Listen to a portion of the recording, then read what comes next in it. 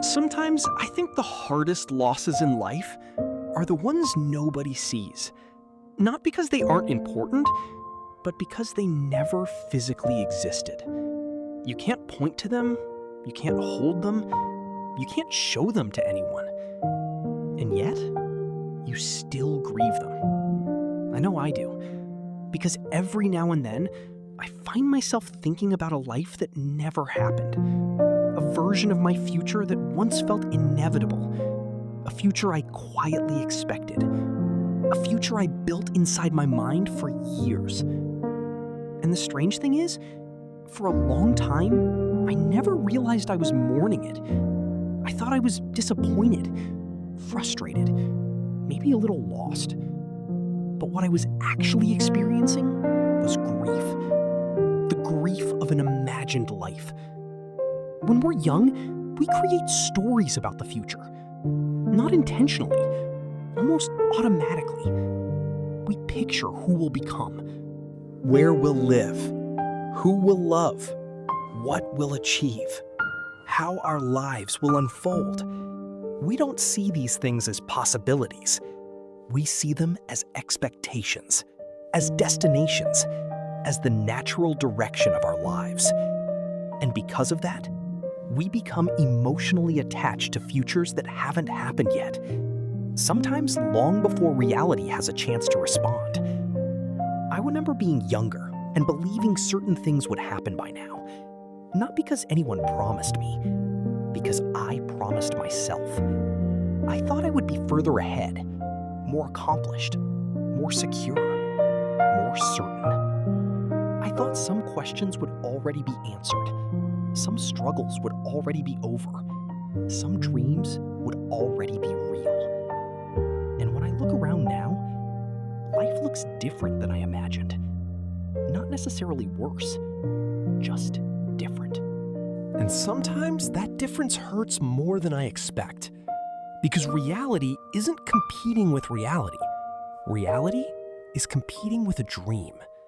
And dreams are difficult opponents. They don't have flaws. They don't have complications. They don't have unexpected obstacles. They exist in perfect conditions, inside perfect scenarios. And because of that, real life almost always loses the comparison. I think that's why some people feel dissatisfied even when their lives are objectively good. Because they aren't comparing their lives to other people's lives. They're comparing their lives to an idealized version they created years ago. A version that was never tested by reality. A version that never had to deal with setbacks, or timing, or uncertainty, or loss. And the comparison is impossible to win. I spent years believing that if I reached certain milestones, I would finally feel complete. That achievement would bring peace. That success would create certainty. That reaching the destination would silence the questions. But life doesn't work that way, because every destination eventually becomes normal. Every achievement becomes part of the background, and every milestone reveals another horizon beyond it. The future keeps moving. And if you're not careful, you spend your whole life chasing an image that keeps changing shape. The difficult part is accepting that some dreams don't fail. They simply expire. Not because they were bad dreams, because they belonged to a different version of you, a younger version, a version who saw the world differently, who knew less, who expected more certainty, who hadn't yet met reality. And maybe that's okay. Maybe not every dream is supposed to survive forever. Maybe some dreams exist to guide us for a while, then leave when their purpose is complete. But accepting that takes time, because letting go of an imagined future feels strangely similar to losing something real. You invested hope into it, energy into it, emotion into it, part of your identity into it. And when it disappears, a part of you has to adjust. A part of you has to rebuild. A part of you has to learn how to imagine again. I think That's what makes this stage of life so confusing. You're not only facing reality, you're saying goodbye to expectations. And expectations can be harder to release than facts. Facts are obvious. Expectations linger. They keep whispering. They keep reminding you of what could have been. They keep showing you alternate versions of your life. Versions where different decisions were made, different opportunities were taken, different outcomes appeared. And sometimes, those alternate lives seem more appealing than the one you're living. But I've started realizing something important. Those imagined lives are incomplete. They only show you what you wanted, never what they would have cost, never the sacrifices, never the disappointments, never the problems hiding behind the dream. Only the highlights, only the fantasy.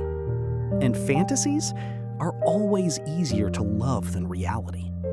Because reality includes everything, the beauty and the difficulty, the success and the struggle, the joy and the uncertainty.